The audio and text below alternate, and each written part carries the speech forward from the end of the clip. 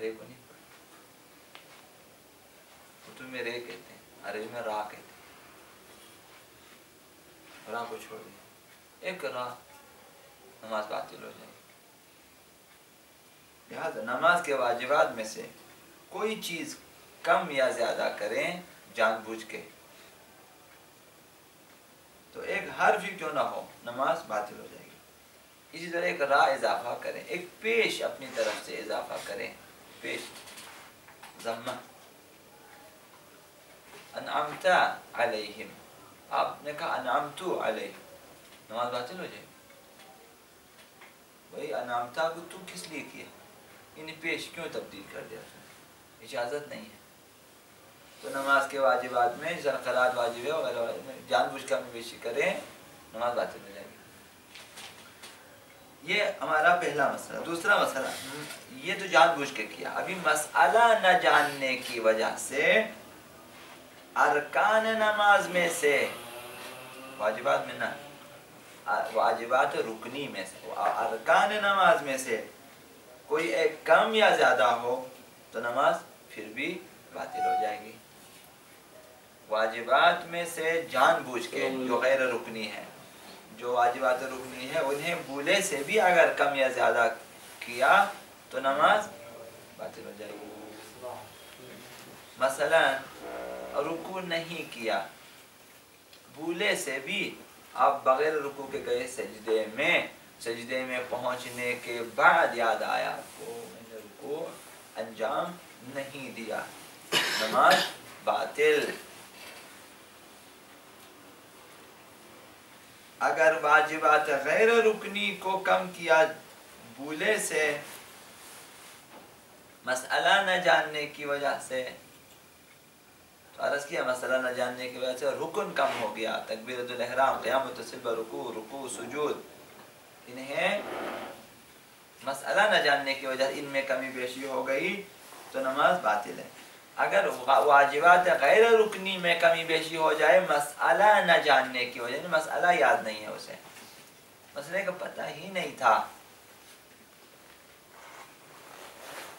تو اگر جاہل قاصر ہیں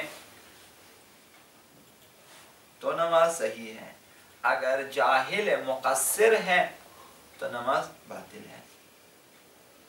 قاصر ہے تو نماز صحیح، مقصر ہے تو نماز باطل. ایک شخص کو مسئلے کا نہیں معلوم، اس نے نماز پڑھ لی غلط واجبات غیر رکنی میں، جیسے قراءت، جیسے قیام بعد از رکوع، جیسے تشہد، جیسے ذکر رکوع، ذکر سجود. یہ چیزیں واجبات میں سے ہیں لیکن غیر رکنی ہیں. مسئلہ نہیں معلوم تھا کہ تشہد اس طرح سے پڑھنی ہے، مسئلہ نہیں معلوم تھا کہ رکوع کے بعد مجھے کھڑا ہونا چاہیے تھا. اب یہ ایک مرتبہ یہی شخص قاصر ہے، ذہنی حالت اس کی کمزور ہے اور نہیں سمجھ سکتا تھا، یہ قاصر ہے، نہیں سمجھ سکتا پیچیدہ مسائل کو. مثلا یہی مسئلہ اس کے لیے پیچیدہ تھا. یا مثال بیمار تھا، وہ سیکھ نہیں سکتا تھا، یا کان جو ہے سننے کی طاقت اسے نہیں سیکھ سکتا تھا، یہ قاصر ہے. یا ایسی جگہ تھا کہ جہاں پہ سیکھنا ممکن نہ تھا اس کے لیے، مثال زندان کے اندر، تو یہ شخص قاصر ہے، اس کی نماز صحیح ہے. ایک شخص مقصر ہے، جیسے ہم لوگ مقصر ہیں، ہمارے پاس سیکھنے کی تمام تر سہولتیں موجود ہیں،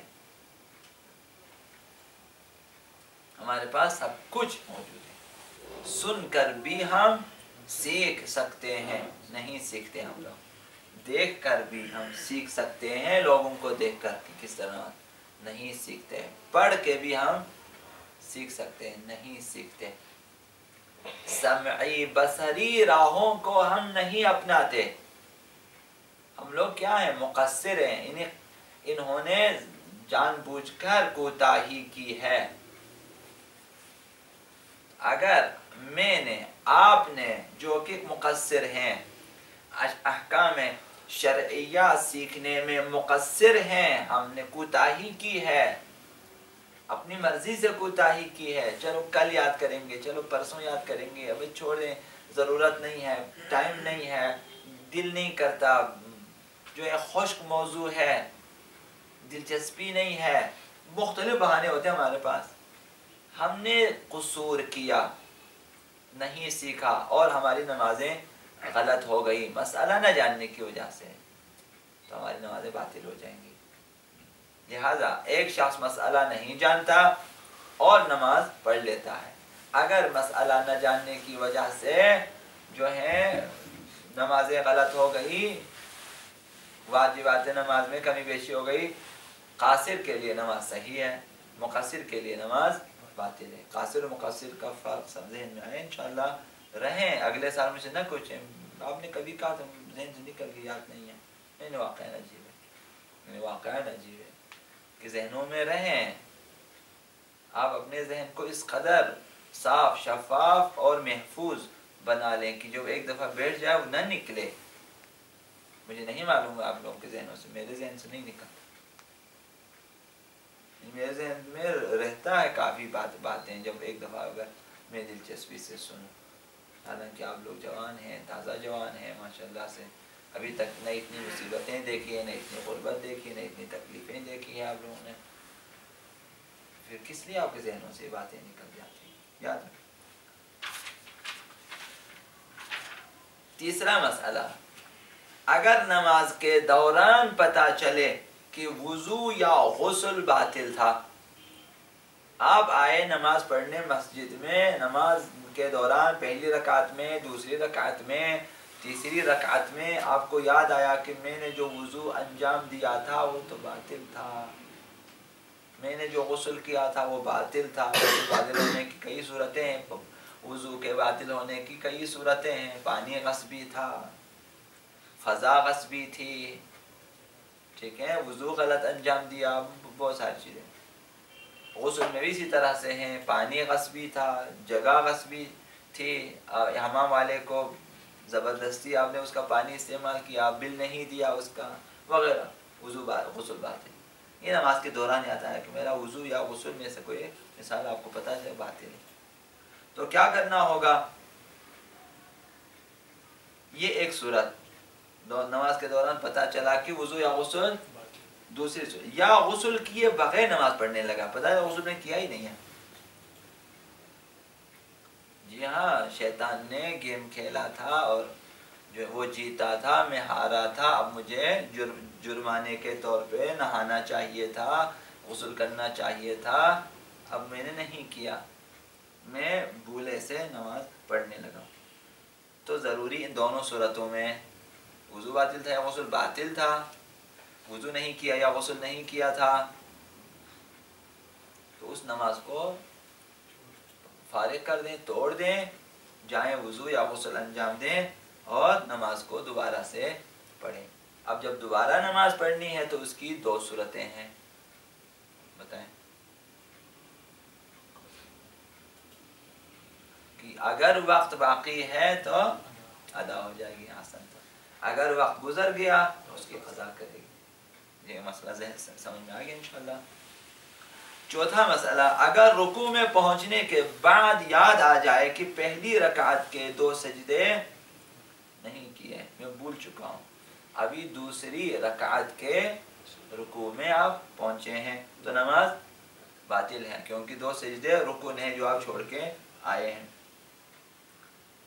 اگر رکوع میں پہنچنے سے پہلے یاد آ جائے تو چونکہ دوسرا رکن جو ہے ابھی تک جو ہے موقع ہے، رکوع سے پہلے تک سجدے میں جانے کا موقع ہے، تو واپس جا کر 2 سجدے بجا لا کر تمام باقی اعمال انجام دے کر واپس آ جائیں.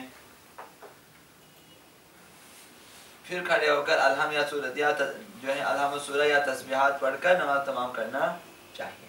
اگر رکوع میں یاد آ جائے کہ 2 سجدے نہیں کیے تو نماز باطل ہے. اگر رکوع سے پہلے یاد آ جائے تو واپس جا کر 2 سجدے بجا لا کر واپس اپنی نماز کو کنٹینیو کرنا چاہیے.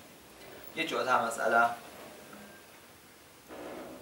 پانچواں مسئلہ باقی کل پڑھیں گے. پانچواں مسئلہ، اگر السلام علینا اور السلام علیکم کہنے سے پہلے یاد آ جائے کہ آخری رکعت کے 2 سجدے بجا نہیں لایا، السلام علیکم سے پہلے یا السلام علینا سے پہلے یاد آ جائے کہ آخری رکعت کے یعنی جس میں ابھی بیٹھا ہوا ہوں 2 سجدے نہیں بجا نہیں لائے، تو واجب ہے کہ 2 سجدے بجا لائیں، دوبارہ تشہد کہیں اور دوبارہ سلام کہیں اور نماز اس کی صحیح ہے۔ اور محمد وعلی محمد صلوات